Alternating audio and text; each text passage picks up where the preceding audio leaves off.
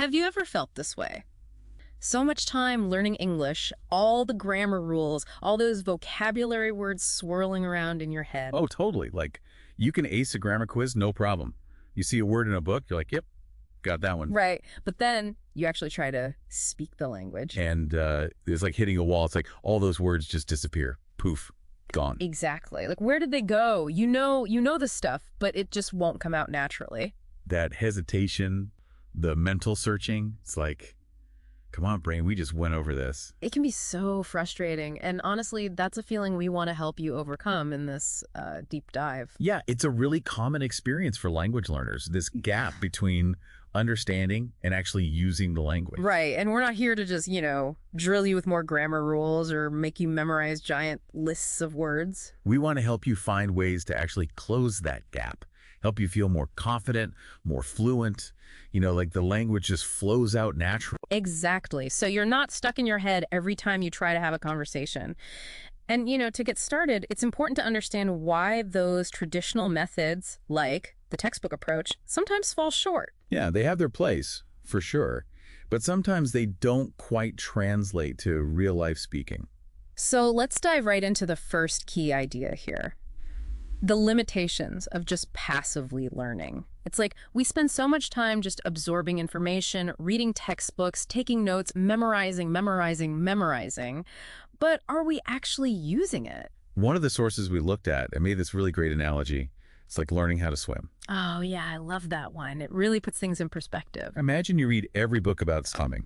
Like, all the techniques. You can analyze Michael Phelps' stroke in slow motion. You understand all the physics, like the water displacement, the buoyancy, all of that. But if you never get in the water, you never actually practice, can you really swim? You're just full of swimming facts, but you might sink like a rock. Exactly.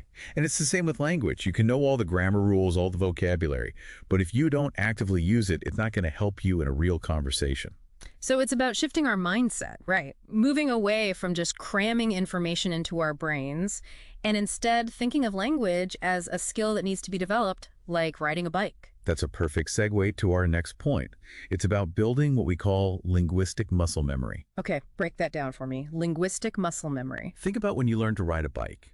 At first, it's all wobbly. You're thinking about every little movement. Oh, yeah, and you fall a lot. Totally. But eventually, you don't even think about it anymore. Your body just knows what to do. Yeah. That's muscle memory. It's like your muscles have learned this skill. And you're saying it's similar with speaking a language? Absolutely. When you practice speaking, you're building those neural pathways in your brain, those connections that allow you to access the language quickly and automatically. So instead of pausing and translating every sentence in our heads, the words just start to flow. Exactly. Like, imagine you're in a business meeting and you need to explain a complex idea. You can't be sitting there conjugating verbs in your head. Right. You need to be able to react, to respond, to express yourself on the spot. And that kind of fluency comes from building those linguistic muscles through practice, through repetition, through actually using the language. That makes a lot of sense. It's kind of like how kids learn their native language, isn't it? They don't study grammar books. They just listen, imitate, and start speaking. Exactly. They are constantly immersed in the language, and they learn through this natural process of absorption and experimentation. So we need to kind of tap into that way of learning. Instead of always focusing on the complexities, on the new grammar rules, what if we just started using what we already know? Like, take the words you already know and try using them in different ways. Building simple sentences, expressing yourself however you can. Because the more we actually use those words, the more we're strengthening those connections in our brains. And that brings us to our next step, right? Active recall. Yeah, it's all about those neural pathways again. Imagine them like paths in a forest. Okay, I'm picturing it. When you learn something new, it's like making a new path. It's there, but it's kind of faint, overgrown. So every time you actively try to recall something, to use it, you're walking that path, clearing it, making it more defined. Exactly. And the more you walk it, the easier it becomes to find and follow. So by using the language, by actively recalling words and phrases, you're strengthening those pathways in your brain. It makes it more accessible, more readily available when you need it. It's like going to the gym. Just reading about exercise won't make you stronger. You got to actually do the work. So we've got to stop just passively reviewing our notes and get out there and actually use the language. Absolutely. Find opportunities to speak, to practice, to make those connections in your brain stronger. Okay, so we're strengthening those pathways, we're practicing, we're using what we already know. Now, what about vocabulary? I feel like so many learners get caught up in trying to learn every word under the sun. It's understandable. It can be tempting to think that a bigger vocabulary equals fluency. But realistically, there's only so much we can learn at once, right? And maybe we should be focusing on the most important words first. Exactly. There's a concept called high-frequency vocabulary. These are the words that are used most often in everyday conversations. So rather than getting bogged down in learning all those super obscure terms, we should focus on mastering the core words first. It's like building a house. Right. You start with a foundation, the basic bricks that make up the structure. You don't start with like fancy gargoyles or ornate stained glass windows. Exactly. You need that solid base first. And in language, those high-frequency words are your foundation. They're the words you'll use most often, the words that will allow you to communicate effectively in most situations. So building fluency is about mastering the core vocabulary first and then expanding from there. It's about focusing on quality over quantity. Really understanding the nuances of those common words, how they're used in different contexts, how to combine them to create meaningful expressions. This brings us to another really common challenge for language learners, and I think it might be the biggest one of all: the fear of making mistakes. Oh yeah, that fear can be paralyzing for a lot of people. Because we think, oh, I'm not ready yet. I need to learn more. I need to be perfect before I can start speaking. But here's the thing. Fluency isn't about perfection. It's about progress. It's about being comfortable with making mistakes and learning from them. It's like, again, think about kids learning to walk. They fall down all the time, but they keep getting back up, and eventually they learn to walk, then run. Exactly. And it's the same with language. Mistakes are a natural part of the learning process. They're how we figure out what works and what doesn't. They're how we refine our skills. So instead of being afraid of making mistakes, we need to embrace them, see them as opportunities to learn and grow. And most importantly, we need to start speaking. Not when we feel ready, but right now, today. Because the more we speak, the more confident we become, the more comfortable we feel with the language, and the more those neural pathways get strengthened. So how can we actually put all this into practice? How do we make speaking a regular part of our lives?